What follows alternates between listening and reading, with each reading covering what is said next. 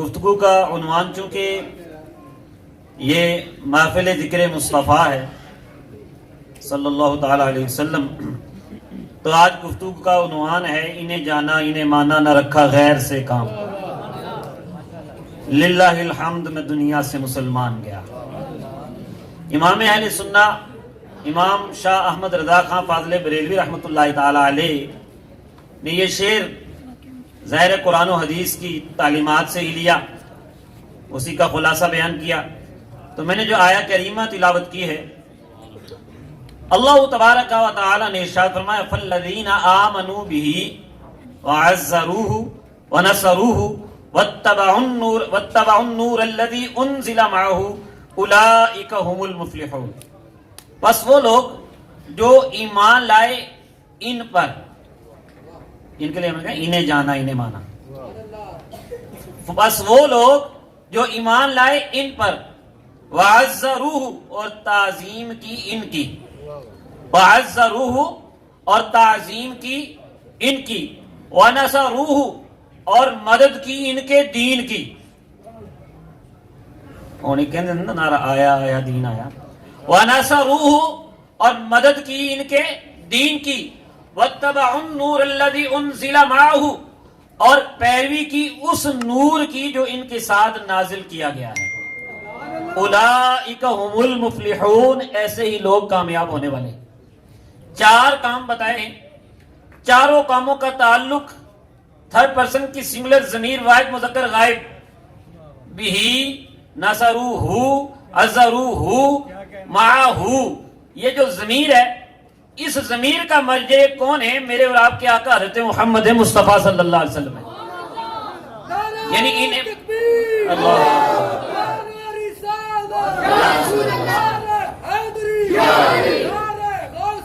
یا غوث سے آخر دستگیر، یعنی انہیں مانا انہیں جانا، ان کی تعظیم کی، ان کے دین کی مدد کی، ان پر اترنے والے نور قرآن کی پیروی کی، تو کامیابی ہی کامیابی، کامیابی ہی کامیابی ہے۔ تو یہ نبی رحمت صلی اللہ تعالی وسلم کے ساتھ تعلق مضبوط کرنے کے لیے ایک بہترین مختصر اور جامع آیہ کریمہ کا حصہ ہے کہ پتہ یہ چلتا ہے کہ مرکز و محور مصطفیٰ کریم صلی اللہ علیہ وسلم کی ذات ہے۔ ہم کسی سے محبت کرتے ہیں تو اس لیے کرتے ہیں کہ اس کا تعلق نبی کریم صلی اللہ علیہ وسلم سے ہے۔ ایمان والے کیوں؟ وہ کہتے ہیں انہیں جانا انہیں مانا نہ رکھا غیر سے کام۔ صحابہ کی محبت ہو، اہل بیت کی محبت ہو، اولیاء کرام کی محبت ہو، ائمہ مجتہدین کی محبت ہو، مفسرین کی محبت ہو، شہداء کی محبت ہو، صلحاء کی محبت ہو، جس کی محبت ہے وہ اسی در کی وجہ سے ہے۔ تو جو ان کا ہوا وہ ہمارا امام بن گیا، وہ ہمارا آقا بن گیا، وہ ہمارے سر کا تاج بن گیا۔ اس لیے یہ فارمولہ ہے، اور امام اہل سنہ نے المعتقد المنتقد کے حاشی میں یہ لکھا ہے کہ اصل مرکز ذات نبی کریم صلی اللہ علیہ وسلم کی ہے۔ تو نبی پاک صلی اللہ تعالی علیہ وسلم کے ساتھ جس کی نسبت ہوگی اس کی عظمت کو ہم مانتے ہیں۔ پلیز ذرا تھوڑا جو ہے ڈسٹرب ہو گیا وہاں، جی ٹھیک ہے، احتیاط ہوگی۔ تو ہم مانتے ہیں، اور حضرت امام اہل سنہ رحمت اللہ تعالی علیہ نے لکھا کہ جو ان سے محبت کرتا ہے وہ ان کے ساتھ جو ہیں ان سب سے محبت کرتا ہے۔ جو ان سے محبت کرتا ہے تو جن کو انہوں نے اپنے ساتھ رکھا وہ ان سب سے محبت کرتا ہے۔ سبحان اللہ۔ اور اگر ان میں سے کسی ایک سے بھی بغض ہوگا تو وہ نبی پاک کی محبت میں بھی سچا نہیں ہوگا۔ یعنی جن کو نبی کریم صلی اللہ علیہ وسلم نے قبول فرما لیا، تو یہ ہماری جو پہچان ہے ادب والی، محبت والی، جوڑنے والی، وہ یہ ہے کہ جو نبی کریم صلی اللہ علیہ وسلم کے در سے وابستہ ہے، گھر سے وابستہ ہے، ہم ان کے آبا ہوں اور ان کے اولاد ہو، ان کے اصحاب ہوں، ان کی ازواج ہو، ہم سب سے محبت رکھتے ہیں۔ سبحان اللہ۔ اسی کو کہتے ہیں انہیں جانا انہیں مانا نہ رکھا غیر سے کام، للہ الحمد میں دنیا سے مسلمان محمد صلی اللہ تعالی علیہ وسلم کی تعلیمات کو مکمل ہمیں سمجھنا بھی چاہیے اور اپنانا بھی چاہیے. اس کے لیے علم کی ضرورت ہے. اور اب آج کل ہمارے ہاں علم کا قحط ہے, ہم علم کی طرف متوجہ نہیں ہوتے. حالانکہ مولا المسلمین مشکل کشا شیر خدا علی مرتضیٰ رضی اللہ تعالیٰ عنہ, جن کے بارے میں نبی رحمت صلی اللہ علیہ وسلم نے فرمایا انت اخی فی الدنیا والآخرہ, اے علی تو دنیا میں بھی میرا بھائی ہے, آخرت میں بھی میرا بھائی ہے. جن کے بارے میں نبی پاک نے فرمایا من کنت مولاہ فعلی المولاہ, جس کا میں مولا ہوں علی اس کا مولا ہے. وہ علی المرتضیٰ رضی اللہ تعالیٰ عنہ فیصلہ فرما دیتے ہیں کہ بندے کو چاہیے کیا اور ہمارا فخر کیا ہونا چاہیے. وہ فرماتے ہیں رضینا قسمت الجبار فینا لنا علم وللجہال مال فإن المال يفنى عن قریب وإن العلم يبقى لا يزال. مولا المسلمین مشکل کشا شیر خدا حضرت علی مرتضیٰ رضی اللہ تعالیٰ عنہ فرما رہے ہیں کہ ہم رب کی اس تقسیم پہ راضی ہیں کہ اس نے ہمیں علم دیا ہے, جاہلوں کو مال دیا ہے. ہمیں علم دیا ہے, جاہلوں کو مال دیا ہے. کیونکہ مال تو ان قریب فنا ہو جائے گا, ختم ہو جائے گا, لیکن علم ہمیشہ باقی رہنے والا ہے. علم لازوال دولت ہے. یہ حضرت علی المرتضیٰ شیر خدا جو کہ باب مدینۃ العلم ہیں, وہ یہ فرما رہے ہیں کہ علم پہ فخر ہونا چاہیے.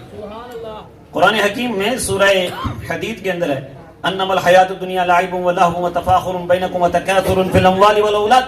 دنیا میں ہماری دوڑیں کیا ہیں؟ ہم یہ کہتے ہیں کہ تکاثر فی الاموال والاولاد, مال بھی بوتا ہو جاوے اور اولاد چ بھی ریس ہے, مال چ بھی ریس ہے. تے دنیا دے ہر معاملے دے وچ اسی ریس لانے ہاں. لاکھ ہوئے تے کہنے ہیں 2 لاکھ ہو جائے, 2 لاکھ ہوئے تے کہنے ہیں کروڑ ہو جائے, سائیکل ہے تے کہنے ہیں موٹر سائیکل آ جائے, موٹر سائیکل ہے تے کہنے ہیں گڈی آ جائے. لیکن اے ریس جڑی ہے اے کامیابی دی نہیں. فرمایا اسی صورت میں آگے چل کے فرمایا سابقوا الی مغفرۃ من ربکم وجنہ.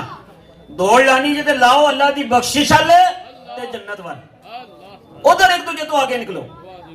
تو اس لیے یہ دوڑ نہیں ہے. حضرت سیدنا علی المرتضیٰ رضی اللہ تعالیٰ نے بھی یہی بتایا. اور اسی طرح بخاری شریف کی حدیث ہے حضرت سیدنا معاویہ بن ابی سفیان رضی اللہ تعالیٰ عنہ, حضرت امیر معاویہ رضی اللہ تعالیٰ عنہ اس کے راوی ہیں کہ نبی کریم صلی اللہ علیہ وسلم فرمانے لگے یہ بھی علم کی فضیلت ہے. اور حضرت امیر معاویہ رضی اللہ تعالیٰ عنہ وہ ذات ہیں جس کے بارے میں نبی کریم صلی اللہ علیہ وسلم نے دعا کی اللہم اجعلہ ہادیا مہدیا واہد بہ, الہ العالمین اس کو ہدایت دینے والا بھی بنا, ہدایت والا بھی بنا, اور اس کے ذریعے لوگوں کو ہدایت عطا فرما.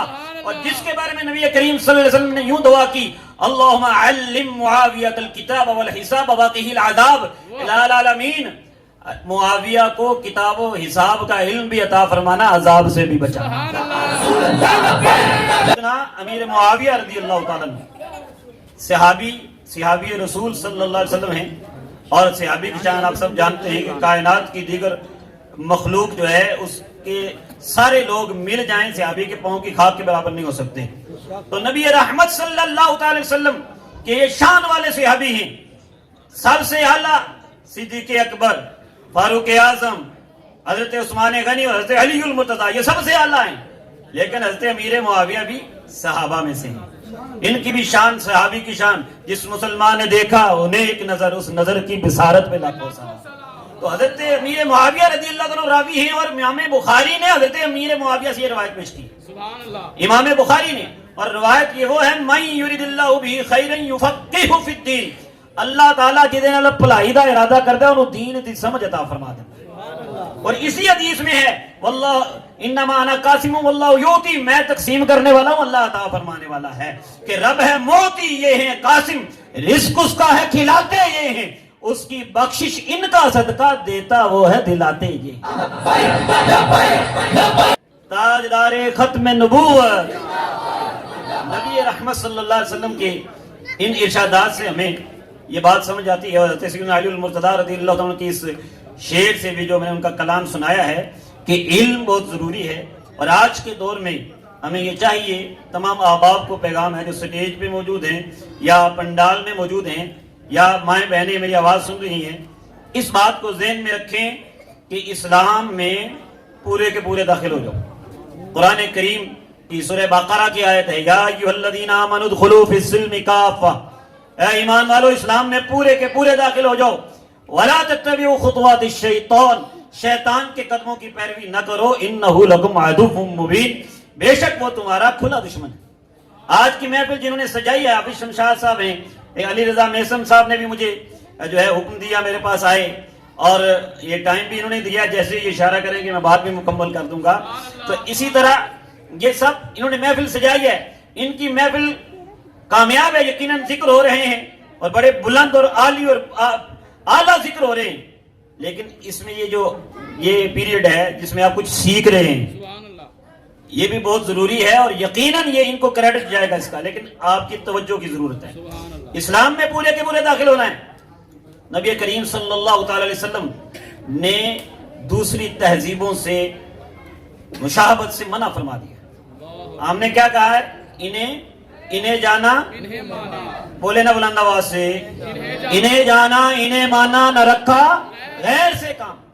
اسی کو پیغام کو میں ایک اور حدیث کی روشنی میں پیش کرنا چاہ رہا ہوں۔ نبی کریم صلی اللہ تعالی علیہ وسلم نے فرمایا، من تشبہ بغیرنا فلیس منا، لیس منا من تشبہ بغیرنا، اس کا ہمارے ساتھ کوئی تعلق نہیں ہے جو ہمارے غیروں کی مشابہت اختیار کرتا ہے۔ سبحان اللہ، اللہ اکبر، تو انہیں جانا انہیں مانا، کسی غیر ال نہیں جانا۔ لیس منا، اس کا ہمارے ساتھ تعلق نہیں، من تشبہ بغیرنا، جو ہمارے غیر کی مشابہت اختیار کرتا ہے۔ نبی کریم صلی اللہ علیہ وسلم جب مدینہ منورہ میں تشریف لائے تو صحابی کہتے ہیں کہ ہم یوں کہا کرتے تھے، انعم اللہ بک عینا عن صباحا، آپ اس کا آسان سا ترجمہ سمجھ لیں کہ ہم ایک دوسرے کو علیک سلا کے وقت کہتے تھے گڈ مارننگ۔ نبی کریم صلی اللہ تعالی وسلم نے اس سے منع فرما دیا، حالانکہ جملے میں کوئی ایسی بات نہیں ہے، سرفراز بھائی موجود ہیں، جی جی جناب، جملے میں کوئی ایسی بات نہیں ہے، بس یہی ہے نا کہ خیر کی دعا کی ہے، لیکن نبی کریم صلی اللہ علیہ وسلم یہ سمجھانا چاہ رہے ہیں کہ اپنی ملت کو قیاس اقوام مغرب سے نہ کر، خاص ہے ترکیب میں قوم رسول ہاشمی۔ تو ہمیں نبی کریم صلی اللہ علیہ وسلم نے یہ سمجھایا کہ جو میں نے سلام سکھایا ہے، السلام علیکم ورحمۃ اللہ وبرکاتہ، یہ کرنا چاہیے۔ یہ میں چند مثالیں آپ کو دے رہا ہوں، پھر اس کے بعد پیغام کی طرف آؤں گا۔ اس کے بعد ایک اور واقعہ، نبی کریم صلی اللہ علیہ وسلم نے یہ فرمایا، لیس منا من تشبہ بغیرنا، اس کا ہمارے ساتھ کوئی تعلق نہیں جو ہمارے غیر کی پیروی کرتا ہے، غیر کی مشابہت کرتا ہے، اور فرمایا کہ لا تشبہوا بالیہود ولا بالنصارى، یہودیوں اور عیسائیوں کے ساتھ مشابہت اختیار نہ کرو۔ یہودی جب سلام کرتے ہیں تو بالاصابع، وہ انگلیوں سے اشارہ کرتے ہیں، عیسائی جب سلام کرتے ہیں وہ ہتھیلی سے اشارہ کرتے ہیں، جیسے سیلوٹ کیا جاتا ہے۔ نبی پاک نے منع فرما دیا اور فرمایا کہ سلام کہا کرو۔ یہ باتیں تو چھوٹی چھوٹی ہیں نا، ہاتھ سے ایسے اشارہ کر دینا، کوئی ایسے اس میں بظاہر تو کوئی بری بات نہیں ہے نا، لیکن نبی کریم نے فرمایا کہ ان کا طریقہ ہے، اس لیے اس کو ہم چھوڑ دیں۔ اسی طرح سید عالم نور مجسم شفیع معظم صلی اللہ علیہ وسلم جب مدینہ منورہ تشریف لائے اور جب ایک سوسائٹی ترتیب دی، یہ ہمارا کلچر ہے، یہ ہماری تہذیب ہے، یہ ہماری سیولائزیشن ہے اسلامک، اس پہ آپ نے توجہ کرنی ہے کہ ملت کی پہچان کلچر سے ہوتی ہے۔ ہمارا کلچر کیا ہے؟ نبی رحمت صلی اللہ تعالی علیہ وسلم نے مشورہ کیا صحابہ کرام علیہ رضوان سے کہ لوگوں کو نماز کے لیے بلانا ہے تو کیسے بلائیں؟ استشار الناس لما یہمہم الی الصلاۃ، کہ لوگوں کو نماز کی طرف کیسے بلایا جائے۔ فذکر البوقا، تو کچھ صحابہ نے کہا کہ باجے کا استعمال کرتے ہیں، باجا بجائیں گے۔ نبی پاک صلی اللہ علیہ وسلم نے فَكَرِهَهُ مِنْ أَجْلِ الْيَهُودِ، نبی پاک نے کہا نہیں نہیں، اس کو ناپسند کیا، کیوں؟ کیونکہ یہ تو یہودیوں کا طریقہ ہے۔ تو جو ہے آپ کی باجا بجانا، باجا بجا کے بلانا منع فرما دیا۔ ایک اور مشورہ آیا، فذکر الناقوس، انہوں نے ناقوس کا ذکر کیا، جسے آپ سمجھ لیں بیل ہوتی ہے نا، جیسے بڑی بیل گھنٹی، جیسے اسکولوں میں بجائی جاتی ہے بڑی گھنٹی، کہا جی گھنٹی بجا لی جائے۔ فَكَرِهَهُ من اجل النصارى، نبی پاک نے اس کو کہا نہیں نہیں، یہ پسند نہیں ہے کیونکہ یہ عیسائیوں کا طریقہ ہے۔ اب یہ بات، یہ مشورہ چل رہا تھا کہ فَأُرِيَ النِّدَاءَ، اسی رات جو ہے وہ اذان خواب میں دکھائی گئی حضرت عبداللہ ابن زید ابن عبد ربہ کو۔ انہوں نے آ کے نبی کریم صلی اللہ علیہ وسلم سے ذکر کیا. نبی کریم صلی اللہ علیہ وسلم نے مؤذن رسول حضرت بلال رضی اللہ تعالیٰ عنہ کو حکم فرمایا. انہوں نے اذان دی. آ کے سیدنا فاروق اعظم رضی اللہ تعالیٰ عنہ نے بھی تصدیق کی کہ یا رسول اللہ میں نے بھی خواب میں یہی دیکھا.